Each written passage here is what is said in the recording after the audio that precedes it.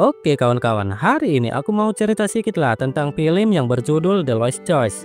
Film yang dirilis pada tahun 2015 ini mengisahkan seorang gadis bisu yang telah ditinggalkan kedua orang tuanya. Semenjak dia ditinggal kedua orang tuanya, kehidupan gadis ini sangatlah prihatin, di mana gadis ini telah dicocok tanami oleh 3 orang pria sekaligus. Oke kawan-kawan, daripada penasaran dengan kisah gadis tersebut, mending kita langsung saja ke alur ceritanya.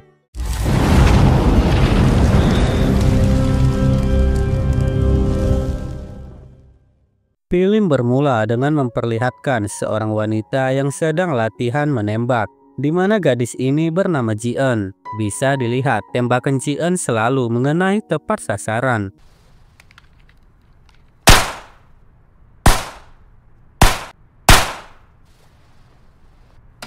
Di keesokan paginya dia menjumpai temannya yang bernama Wokyung. Di sini Ji-eun berniat untuk memperlihatkan sebuah medali hasil dari memenangkan sebuah perlombaan menembak. Secara bersamaan Ji-eun juga berniat untuk mengajak Wokyung makan malam bersama keluarganya. Namun Wokyung menolak ajakan Ji-eun dengan alasan dia akan pergi ke suatu tempat bersama pacarnya. Ji-eun yang memakluminya, dia pun lantas segera pergi. 내일 학교서 보자. Kemudian kita diperlihatkan Ji-eun yang sedang pulang bersama kedua orang tuanya. Tidak lama kemudian mereka tiba-tiba saja disalip oleh geng motor yang ugal-ugalan. Hingga di mana mobil yang dikendarai ayahnya mengalami kecelakaan hebat. Singkat cerita, akibat kecelakaan itu membuat kedua orang tua Ji-eun meninggal dunia. Sedangkan Ji-eun yang selamat, dia harus mengalami gangguan bicara akibat kecelakaan itu. Ji-eun yang sudah sebatang kara, dia pun berniat untuk melamar pekerjaan menjadi desainer. Karena Ji-eun memiliki kemampuan menggambar yang cukup mumpuni, sehingga membuat dia langsung diterima oleh perusahaan itu. Singkat cerita, rupanya Ji-eun dan juga Wokyung bekerja sampingan di sebuah pabrik kain. Di sana tampak Wokyung yang sedang dirayu oleh manajernya untuk masuk ke ruangannya.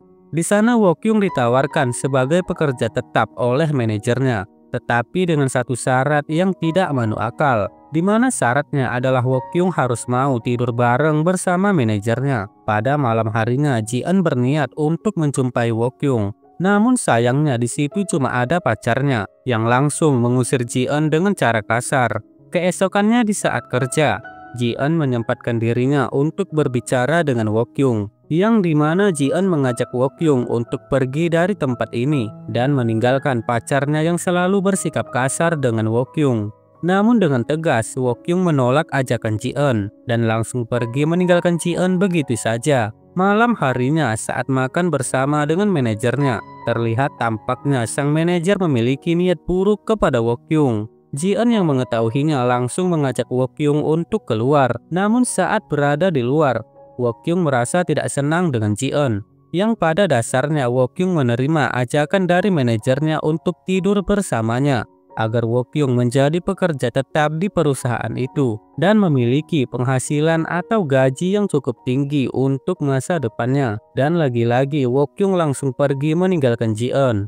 Saat sedang berjalan di sini Wokyung mengingat masa lalunya, yang dimana keluarga Ji-eun bisa kecelakaan akibat pacarnya yang ugal-ugalan saat di jalanan.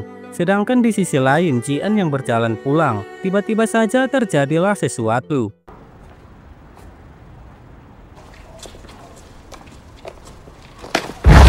Yap, di mana Ji-eun diculik oleh 3 orang pria yang berniat untuk mencocok tanaminya. Di sana Ji-eun langsung dicocok tanami secara bergilir oleh 3 pria yang ada di sana. Ketika selesai, Ji-eun ditinggal begitu saja dengan keadaan telanjang.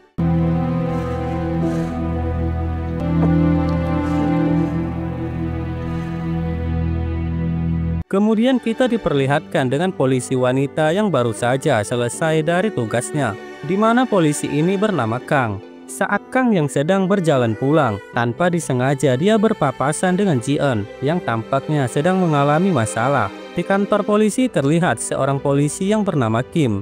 sedang menelpon dengan seorang bandar judi ilegal, yang dimana ternyata polisi Kim ini rupanya diam-diam bekerja sama dengan bandar judi tersebut, hingga dimana Ji-eun yang berniat ingin melaporkan kejadian yang dialaminya, dan di sini malah si Kim ini yang menanganinya. Saat Ji-eun yang menjelaskan kejadiannya, terlihat si Kim ini malah tidak menanggapinya dengan serius karena cara bicara Ji-eun yang gagap. Dengan rasa kecewa, Ji-eun pun pergi dengan meninggalkan barang bukti sebuah rambut pelaku yang telah mencocok tanaminya. Saat Ji-eun yang tiba sampai di rumah, dia seketika kaget karena melihat ada seorang pria yang berada di dalam kamarnya, yang dimana rupanya pria ini adalah salah satu dari pelaku yang telah mencocok tanaminya. Tujuannya ke sini ialah tak lain hanya untuk mencocok tanami Ji-eun kembali. Ji-eun kemudian mengambil sebuah piala kaca yang berada di samping tempat tidur. Seketika dia langsung menghantamkannya ke kepala pria bejat yang ingin mencocok tanaminya,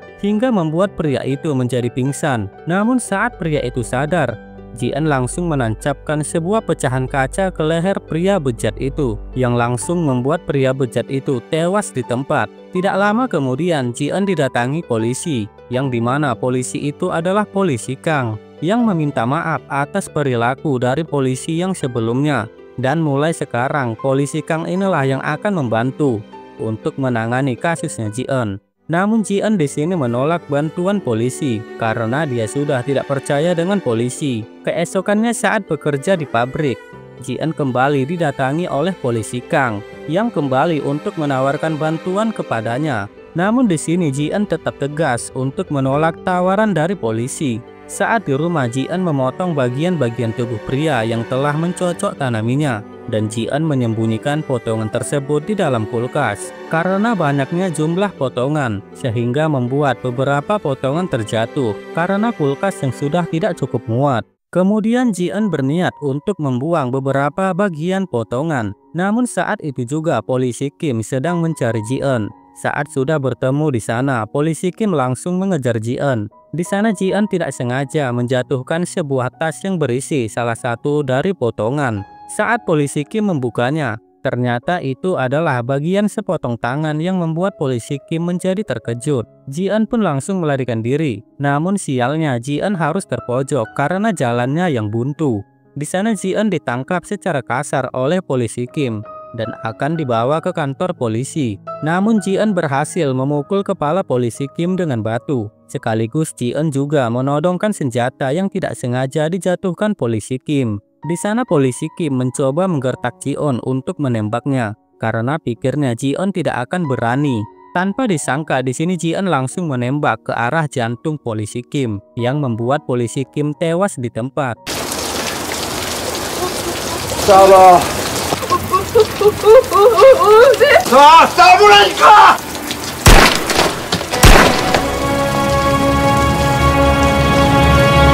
Keesokan harinya para polisi kebingungan karena arah tembakannya yang sangat tepat sasaran yang mengenai titik vital. Di sini mereka menyimpulkan bahwa yang membunuh polisi Kim adalah seorang penembak jitu.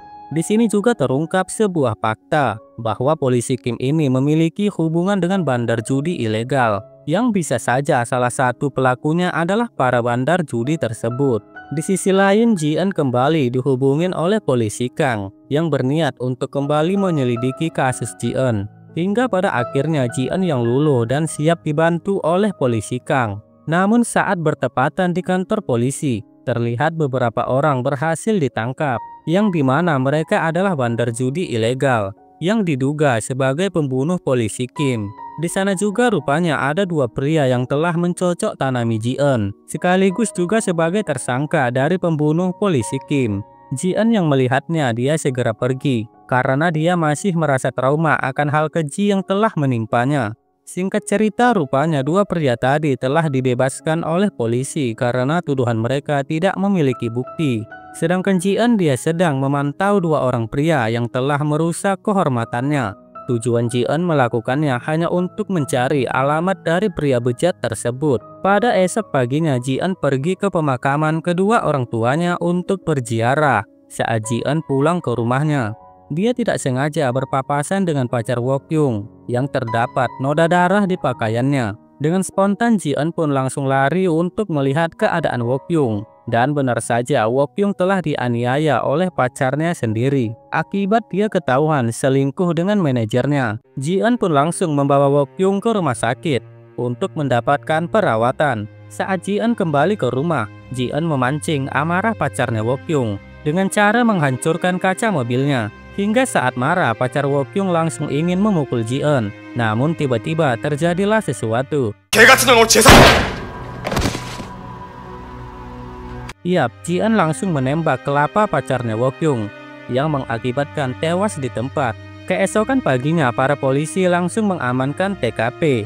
Dan di sana juga mereka mengetahui bahwa pelurunya adalah peluru yang sama saat ditemukan di jasadnya polisi Kim. Di sana polisi Kang langsung menemui Wokyung di rumah sakit. Di sini polisi Kang meminta informasi tentang pacarnya bahwa saat dia pingsan secara tiba-tiba, dia sudah terbangun di rumah sakit. Dan dia tidak menahu soal kematian dari pacarnya. Saat polisi Kang kembali ke kantor, dia mendapatkan sebuah paketan dari Ji-eun yang berisi sebuah gambar superhero wanita yang sambil membawa pistol, yang dimana gambar itu adalah ilustrasi dari Ji-eun sendiri. Sedangkan Ji-eun dia pergi ke salah satu rumah pria yang telah merusak kehormatannya dengan secara diam-diam. Rupanya Ji-eun masuk ke rumah sang pria dan langsung menembak di bagian singkong dan kepalanya. 살려주세요. 살려주세요.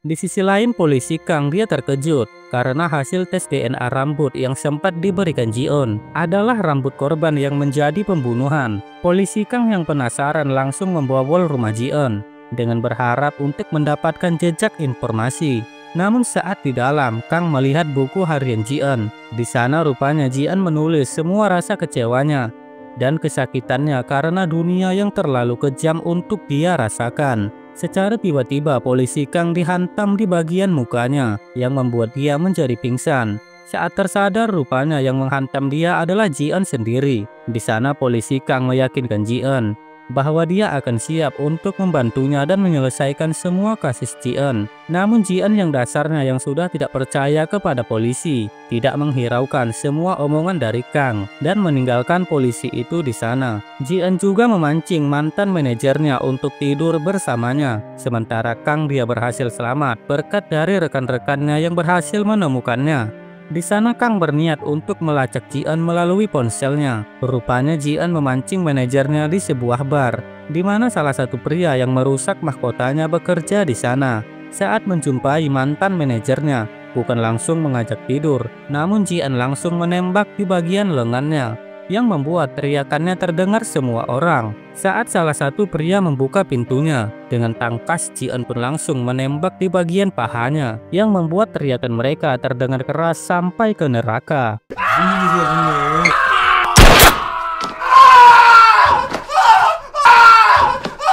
Saat polisi datang, di sini Kang meminta untuk mengakhiri semua ini agar tidak ada lagi pembunuhan.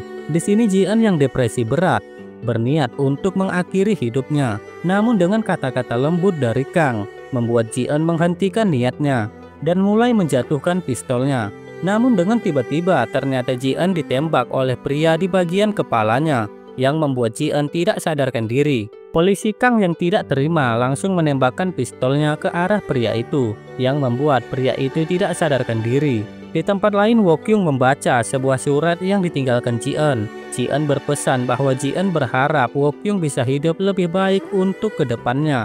Dan Ji-eun tidak sama sekali membenci Wokyung setelah kematian kedua orang tuanya. Wokyung yang membacanya, dia pun menyesali semua perbuatannya akibat tidak mendengarkan perkataan dari sahabatnya itu.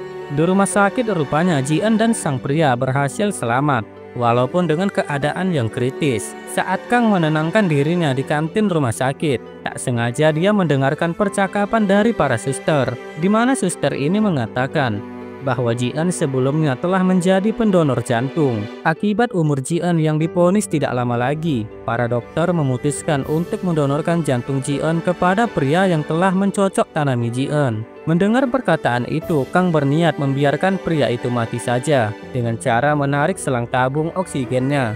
Namun tiba-tiba Kang berubah pikiran, yang dimana Kang malah mencabut tabung oksigen milik Ji-eun, yang membuat Ji-eun meninggal dunia. Dan hingga pada akhirnya film pun tamat.